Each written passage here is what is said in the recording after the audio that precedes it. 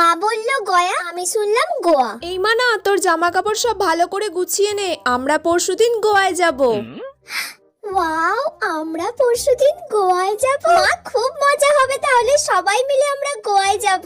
আসলে ওখানে গিয়ে তোর ঠাকমা তো মানত করেছে তোর দাদুর জন্য তপস্যা করবে। ঠাকমা দাদুর জন্য তপস্যা করতে গোয়া যাবে?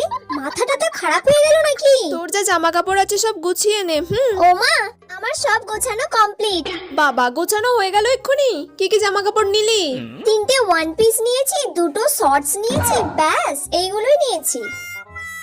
এই মেয়েটার কি মাথাটা তা খারাপ হয়ে গেছে নাকি? ও গয়ায় যাবে, গয়ায় গিয়ে শর্টস পরবে, ওয়ান পিস পরবে? এইসব জামা কাপড় তুই কেন নিয়েছিস? গয়াতে গিয়ে তুই শর্টস পরবি, ওয়ান পিস পরবি? তোর মাথাটা তা খারাপ হয়ে গেছে নাকি? গয়া? আমি তো ভাবলাম গোয়া।